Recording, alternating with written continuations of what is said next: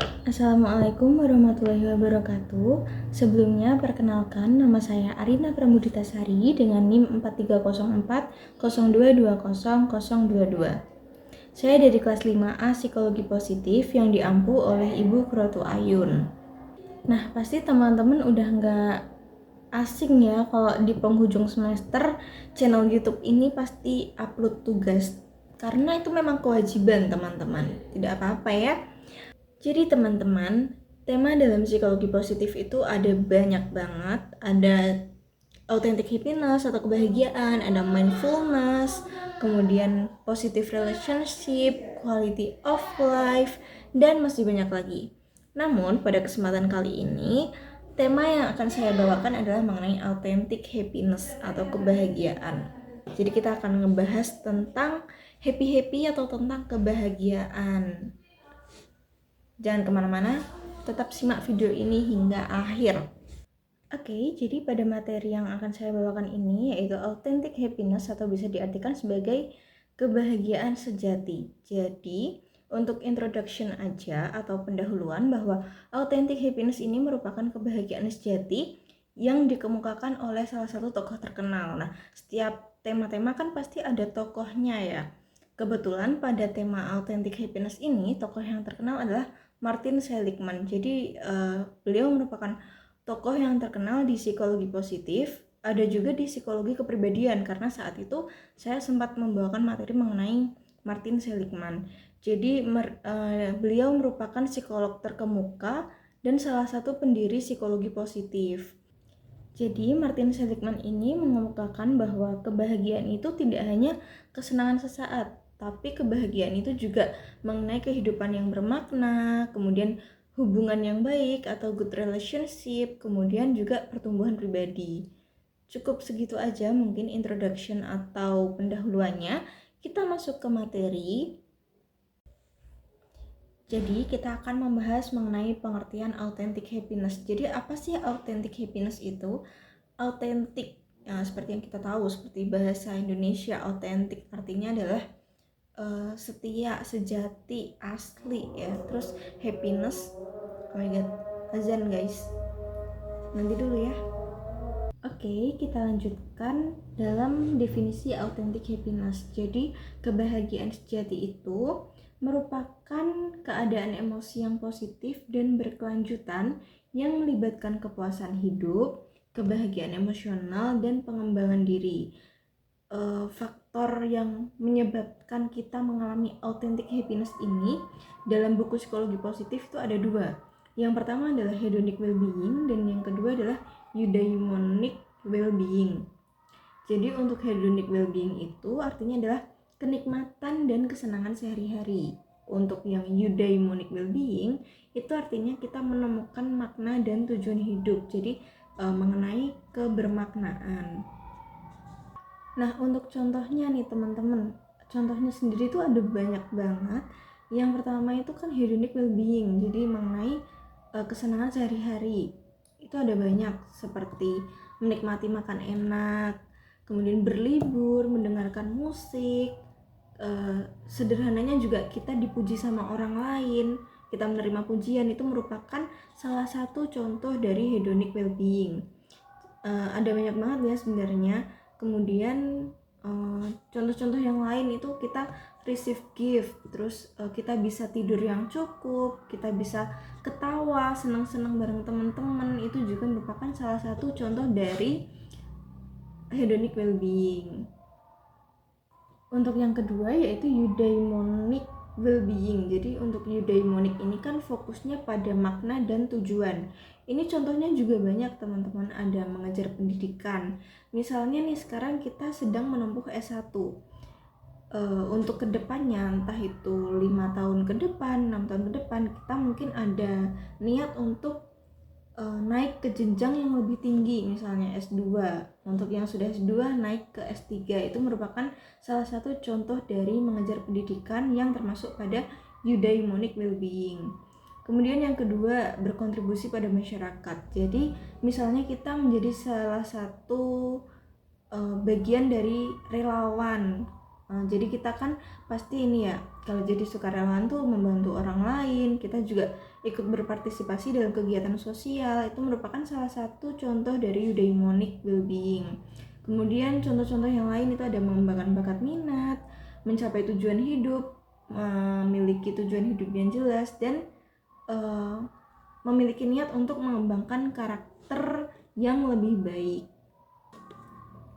Setelah kita mengetahui pengertian dan contoh-contohnya, itu kita bisa mengklasifikasikan apa perbedaan dari hedonic well-being dan eudaimonic well-being. Jadi untuk perbedaannya sendiri itu ada, kalau hedonic well-being itu biasanya sifatnya sementara teman-teman. Jadi kan keseharian ya, pasti kita lalui cuma di hari itu aja.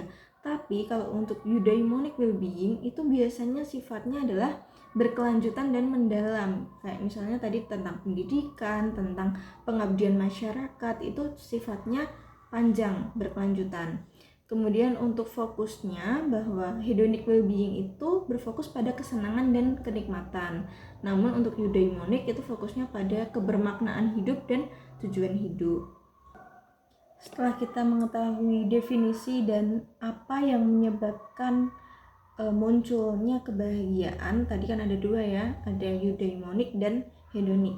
Selanjutnya kita akan membahas mengenai pilar kebahagiaan sejati. Jadi dalam buku Psikologi Positif yang karyanya Martin Seligman, di situ dijelaskan bahwa terdapat 5 elemen utama untuk mencapai kebahagiaan sejati, atau biasa dikenal dengan PERMA model. Jadi PERMA model ini tuh P-nya adalah positive emotion. Positive emotion ini kalau di bahasa Indonesia kan merupakan emosi positif, yang mana emosi positif ini merupakan bagaimana individu menghargai momen-momen indah dan merasakan emosi seperti syukur, cinta, kemudian harapan, kayak gitu.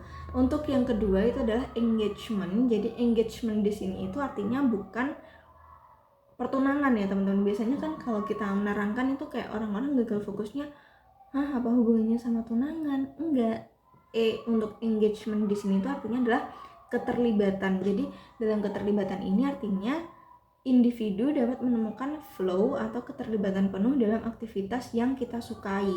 Flow itu artinya kita kayak mengalir aja, untuk sebagai pilar kebahagiaan sejati. Kemudian yang ketiga itu adalah R, kan tadi singkatnya PERMA ya.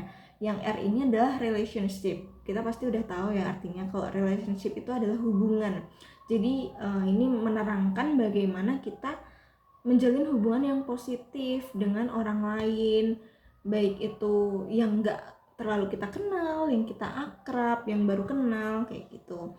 Kemudian untuk yang keempat itu adalah meaning. Meaning di sini itu artinya adalah makna, yang mana individu dapat menemukan tujuan hidup yang lebih besar dan lebih berarti dari yang dijalani saat ini.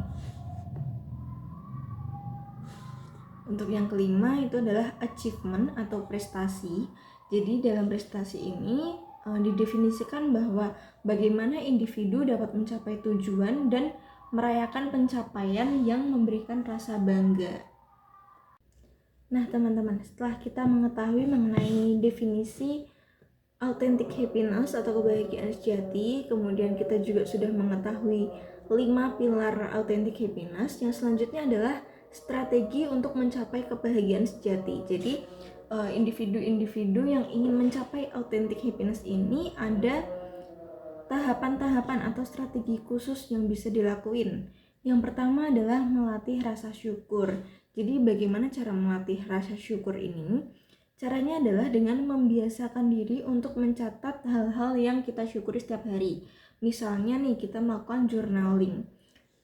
Seperti ini ya teman-teman. Saya biasanya tuh menuliskan di notes-notes kayak gini terus ditempelkan. Itu merupakan salah satu contoh penerapan dari latihan bersyukur. Seenggaknya kita tuh sebelum tidur mensyukuri hal-hal yang sudah kita lakukan hari ini. Kemudian yang kedua adalah fokus pada kelebihan. Kan gak jarang ya teman-teman, kayak kitanya tuh fokus sama kekurangan kita aja, membandingkan diri ke orang lain, selalu ngerasa kurang. Itu tandanya kita kurang mengenali diri sendiri sih. Jadi untuk strategi mencapai authentic happiness ini adalah kita harus mengenali kekuatan pribadi kita dengan menggunakan diri dalam membantu orang lain. Itu ada membangun hubungan positif. Bagaimana cara membangun hubungan positif ini? Caranya adalah kita meluangkan waktu untuk berbicara dengan teman, dengan keluarga mungkin, atau dengan, kalau yang punya organisasi ya, dengan teman satu komunitasnya. Kemudian untuk strategi yang selanjutnya adalah menetapkan tujuan yang bermakna. Jadi menetapkan tujuan yang bermakna ini maksudnya adalah kita memilih nih tujuan apa yang relevan sama yang mampu kita gapai. Misalnya kalau kita sekarang seorang mahasiswa, tujuan yang bermakna adalah nilai akhir kita nanti harus A. Kita harus ngerjain tugas sesuai deadline-nya, atau mungkin sebelum deadline kita harus sudah mengerjakan. Itu adalah contoh-contoh untuk mencapai kebahagiaan sejati. Karena kalau kita mampu mencapai apa yang kita targetkan, kan pasti muncul rasa bahagia, dan itu pasti sifatnya lama, nggak hanya hari itu aja. Oke, setelah kita memahami strategi untuk mencapai authentic happiness, yang selanjutnya adalah manfaat dari kebahagiaan sejati atau authentic happiness ini. Jadi authentic happiness sama kebahagiaan sejati itu sama ya teman-teman. Manfaat yang pertama adalah mengenai kesehatan mental. Jadi orang-orang yang mampu mencapai authentic happiness ini pasti kesehatan mentalnya akan lebih terjaga, sehingga dia terhindar gitu dari resiko depresi dan kecemasan. Kemudian untuk manfaat yang kedua adalah kesehatan fisik. Ini ada penelitiannya juga, di buku pun dijelaskan bahwa orang-orang yang bahagia cenderung akan lebih sehat secara fisik daripada orang-orang yang kurang bahagia. Jadi untuk membantu memperkuat sistem imun ini, kita perlu meningkatkan kesejahteraan fisik, misalnya dengan olahraga, dengan makan yang sehat, pola tidur yang cukup, dan hal-hal positif lain yang bisa kita lakukan. Yang ketiga adalah mengenai hubungan sosial, karena tadi juga dijelaskan di dalam PERMA bahwa R adalah relationship, maka manfaat yang selanjutnya adalah hubungan sosial kita itu baik, kualitas kita sama orang lain, sama temen itu juga pasti lebih ke arah positif daripada negatif. Untuk yang selanjutnya itu adalah kinerja. Jadi orang yang mampu mencapai kebahagiaan sejati ini biasanya akan lebih mencapai banyak hal dalam kehidupan pribadi dan profesionalnya. Kinerjanya meningkat karena dia lebih positive vibes, terpancar bahwa dia gak ada rasa yang ganjel gitu di hatinya, karena ini sudah mencapai kebahagiaan sejatinya. Dia sudah melakukan apa saja tadi yang termasuk dalam strateginya sudah terpenuhi, itu pasti lebih kinerjanya lebih baik daripada orang yang belum mencapai strategi untuk authentic happiness. Setelah kita memahami mengenai strategi dan manfaat, yang selanjutnya adalah tantangan dalam mencapai kebahagiaan sejati. Jadi tantangan yang pertama itu adalah fokus pada materi. Maksudnya di sini adalah terdapat individu yang terlalu banyak mengejar kebahagiaan yang sifatnya itu eksternal. Seperti yang kita tahu bahwa kebahagiaan itu kan mengenai diri kita sendiri ya. Berarti hal-hal yang fokusnya ke internal. Tapi ada juga orang yang fokusnya itu ke eksternal. Karena tiap individu itu berbeda-beda.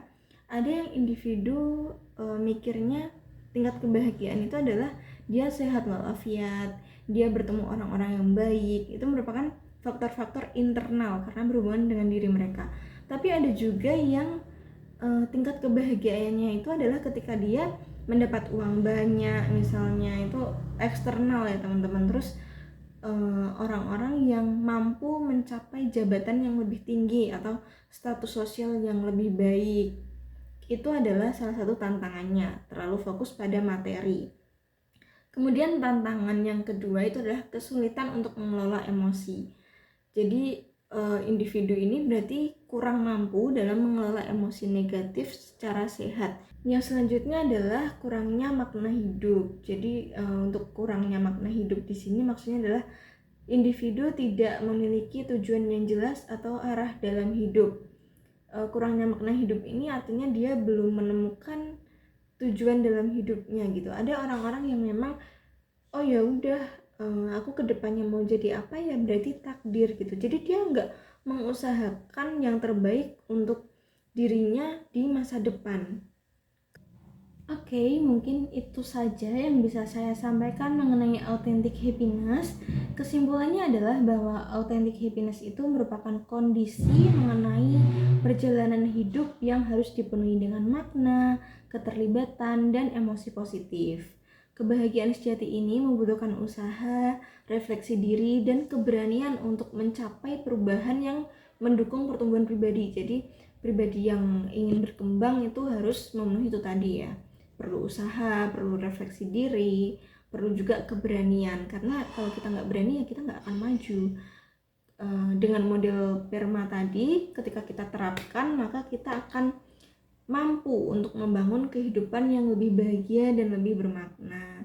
Semoga teman-teman di sini juga lebih aware mengenai kebermaknaan hidup setelah mengetahui materi mengenai authentic happiness ini, jadi punya goals yang sebelumnya nggak ada tujuan, yang sebelumnya masih meragukan tentang kebermaknaan dirinya. Karena sebenarnya kalian itu punya cahaya, kalian bermakna, dan kalian berharga.